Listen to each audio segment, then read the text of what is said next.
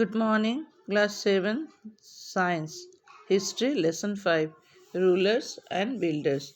The Mughal Emperor constructed many buildings and monuments, forts, places, and tombs. Structures meant for public activity, including temples, mosques, tanks, wells, kings were expected to care for their comfort. Mughal बादशाहों ने बड़ी इमारतों का निर्माण कराया public activity के लिए। स्मारकों, किले का भी निर्माण कराया। मंदिर, मस्जिद, टैंक, कुएं का निर्माण कराया। राजाओं ने किसके लिए? प्रजाओं के आराम और देखभाल करने के लिए। Limestone cement was increasingly used in construction. These were very high quality cement which when mixed with stone chips hardened into concrete. This made construction of large structure easier और faster. चूना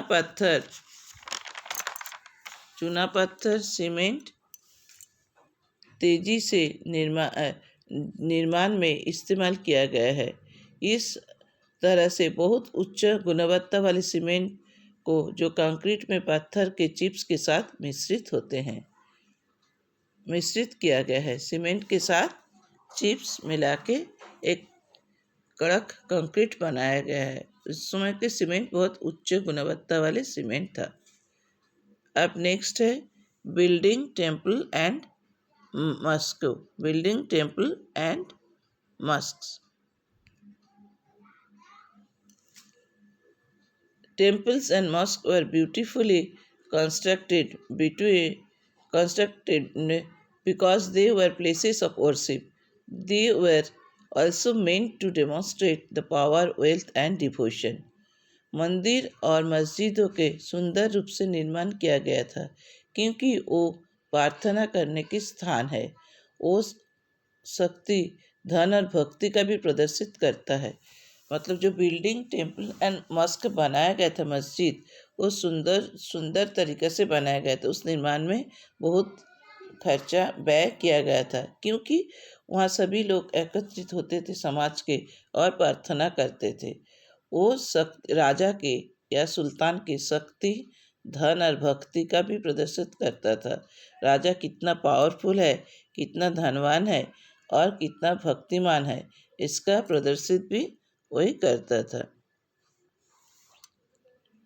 Rulers often constructed tanks, reservoirs, big and small, for a use by ordinary people. Sometimes these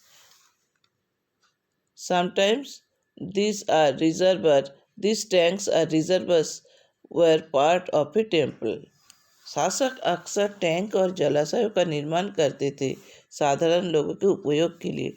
उस समय पानी की व्यवस्था बोलने से जलाशय निर्माण होता था। जलाशय के पानी पूरे काम में आते थे। साधारण लोगों के उपयोग के लिए राजाओं ने, शासकों ने बड़े बड़े टैंक और जलाशयों का निर्माण कराते थे। कभी कभी ये टैंक और रिजर्वर मंदिर का भी हिस्सा होता था।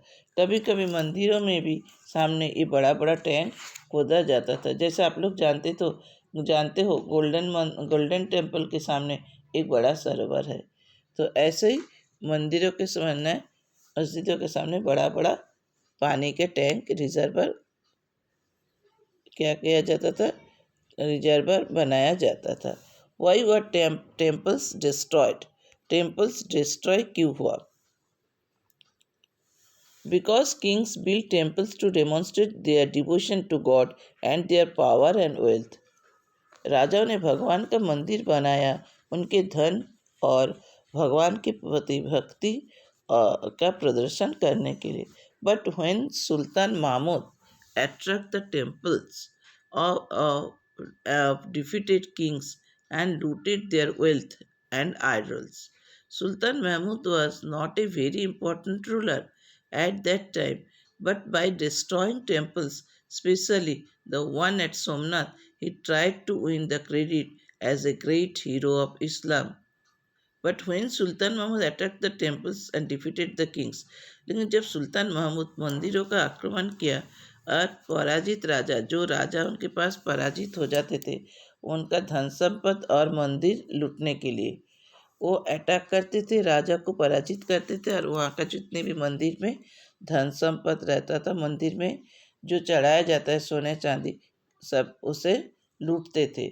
सुल्तान महमूद कोई इम्पोर्टेंट रूलर नहीं थे उस समय, लेकिन वो मंदिरों का विशेष रूप से सोमनाथ मंदिर का नष्ट करने के लिए, और सोमनाथ मंदिर उस समय एक प्रीसियस मंदिर था, तो उस मंदिर को नष्ट करने के लिए और उस मंदिर में जो धन संपत्ति था उसको लूटने के लिए बार बार अटैक करते थे। वो इसका एक प्रधान कारण था, वो अपने आप को एक महान इस्लाम के नायक रूप में से जीतने की कोशिश करते थे।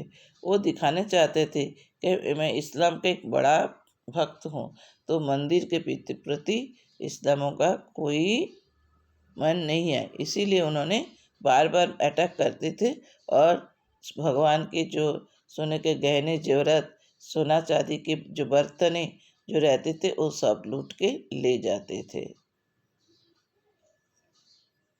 नेक्स्ट टॉपिक होगा गार्डन, टॉम्ब्स एंड फोर्ट, ये अपन नेक्स्ट डे पढ़ेंगे। Okay bye.